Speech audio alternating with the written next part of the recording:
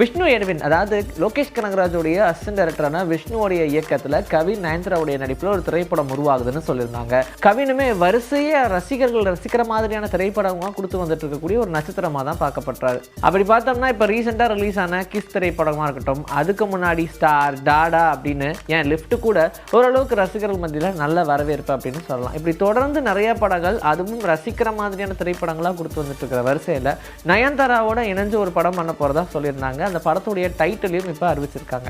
Hi அப்படின்னு சொல்லி இந்த படத்துக்கு ஒரு டைட்டில் வச்சுருக்காங்க. இதில் சத்யராஜ் ரொம்ப முக்கியமான கதாபாத்திரத்தில் நடிக்கிறாரு. இது இல்லாமல் நிறைய காஸ்ட் இருக்காங்க. அதெல்லாம் போக போக அப்படியே நாங்கள் அனௌன்ஸ் பண்ணுவோம் அப்படின்னு சொல்லியிருந்தாங்க. இந்த படத்துடைய கதைக்களம் ஏன் நயன்தாரா இந்த ஒரு கதையை சூஸ் பண்ணியிருக்காங்க அப்படின்றது இருக்கு இல்லையா. என்னென்னா வயசில் அதிகமாக இருக்கிற ஒரு பொண்ணை காதலிச்சா என்னென்ன மாதிரியான பிரச்சனைகள்லாம் வரும் அப்படின்றது தான் இந்த திரைப்படத்துடைய கதைக்களம் அப்படின்னு சொல்லியிருக்காங்க. ஈவன் டியர் ஸ்டூடெண்ட்ஸ் அப்படின்ற படம் கூட நடிச்சுக்கிட்டு இருக்காங்க மலையாளத்தில். அதுவும் கிட்டத்தட்ட அதே மாதிரியான ஒரு கான்செப்ட் தான். ஆனால் இந்த படம் ரொம்ப ஆழமாக அதை பற்றி சொல்லும் அப்படின்ற மாதிரியும் சொல்லியிருக்காங்க. இந்த படத்துடைய வேலைகள்லாம் ரொம்ப பரபரப்பாக நடந்துகிட்டு இருக்கு. நலன் குமாரசாமியோடைய இயக்கத்தில் கார்த்தியோடைய நடிப்பில் ரிலீஸுக்கு காத்திருக்கிற திரைப்படம் பாவாதியாரே. இதில் கீர்த்தி செட்டி கதாநாயகியாக நடிச்சிருக்காங்க. இந்த படமும் ரொம்ப நாளாக ரிலீஸ் பண்ண போகிறோம் அப்படின்னு சொல்லிட்டே இருந்தாங்க. ஈவன் ஜப்பான் இதெல்லாம் ஒரே டைமில் எடுத்த படம் தான். ஆனால் அந்த படம் ரிலீஸ் ஆகி இவ்வளோ நாள் ஆயிடுச்சு, இன்னும் பாவாதியாரே ரிலீஸ் பண்ணாமே இருக்காங்களே அப்படின்னு ஒரு பெரிய குழப்பம் உள்ள ஓடிக்கிட்டே தான் இருந்துச்சு. இப்போ இந்த படத்தை எப்போ ரிலீஸ் பண்ண போகிறோம் அண்ட் ரிலீஸ்க்கு முன்னாடி என்னென்ன ப்ரமோஷன்ஸ்லாம் பண்ண போகிறோன்ற எல்லா விஷயத்தையும் இப்போ ரெடியாக வச்சுருக்காங்களாம். டிசம்பர் 5ஆம் தேதி இந்த வாவாதியாரே திரைப்படத்தை தியேட்டரில் ரிலீஸ் பண்ணலாம் அப்படின்னு பிளான் பண்ணியிருக்காங்க. அதற்குண்டான வேலைகளும் போய்கிட்டு இருக்கு. இப்போ இந்த பட்டுவாடா வேலைகள்லாம் இருக்கும் இல்லையா, ஓடிடி, சேட்டலைட் உரிமம், இந்த மாதிரி எல்லா பிஸ்னஸையும் பேசி வந்துட்டு இருக்காங்க. அப்படின்னும் சீக்கிரமாகவே இந்த படத்துடைய ப்ரமோஷன்ஸை ரொம்ப ஆழமாக நாங்கள் இறங்க ஆரம்பிப்போம் அப்படின்ற மாதிரியும் சொல்லியிருக்காங்க. இந்த படத்துக்கும் கார்த்தியுடைய ரசிகர்கள் ரொம்ப தீவிரமாக வெயிட் பண்ணிட்டு இருக்காங்க.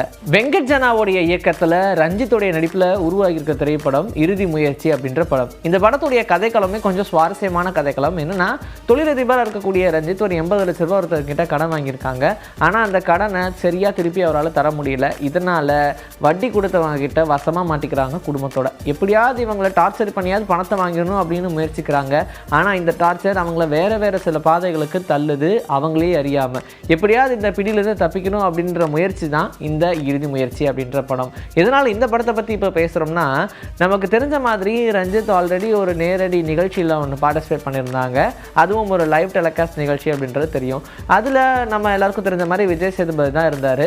விஜய் சேதுபதிக்கு இவருக்கு ஒரு பெரிய ஃப்ரெண்ட்ஷிப் இல்லை அப்படின்னாலும் இந்த ஒரு படத்துக்காக ஒரு வாய்ஸ் ஓவர் கொடுக்கணும் அப்படின்னு விஜய் சேதுபதி அவர்கிட்ட கேட்கும்போது, அவர் மும்பையில் என்ன தான் ரொம்ப பிஸியாக இருந்தாலும் இதற்காக ஒரு நாள் ஸ்பெண்ட் பண்ணி அவரே அவருடைய சொந்த செலவில் ஃப்ளைட்டெல்லாம் போட்டு வந்து ஒரு பைசா கூட வாங்காமல் இந்த படத்துக்கு ஒரு வாய்ஸ் ஓவர் கொடுத்துருக்காரு அப்படின்னு சொல்லியிருந்தாங்க. ஆனால் அந்த விஷயத்தை பற்றி ரொம்ப நெகிழ்ச்சியாகவும் பெருமையாகவும் ரஞ்சித் அவர்கள் பேசியிருந்தாங்க. கூடவே நிறைய பேர் கடன் வாங்கியிருப்பாங்க, அவங்களால மன அழுத்தம் தாங்க முடியாத அளவுக்கு பயங்கர டார்ச்சர் அனுபவிச்சுட்டு இருப்பாங்க இல்லையா, அவங்க எல்லாருக்கும் ஆறுதல் சொல்கிற மாதிரியான ஒரு வாய்ஸ் ஓவர் தான் விஜய் சேதுபதி அவர்கள் கொடுத்துருக்காங்க. அப்படின்னும் இந்த படத்துடைய உயிரும் அதுதான். கண்டிப்பாக இதை கேட்குற நிறைய பேருக்கு ஆறுதலாக இருக்கும் அப்படின்ற மாதிரியான விஷயத்தையும் சொல்லியிருக்காங்க. ஸோ இந்த ஒரு விஷயம் தான் இப்போ கோலிவுட் சினிமாவில் டாக் ஆஃப் தி டவுனாக இருக்குது. ஆனந்த் எல்ராயோடைய இயக்கத்தில் தனுஷோடைய நடிப்பில் ஈவன் கீர்த்தி சனுனும் இந்த படத்தில் நடிச்சிருக்காங்க.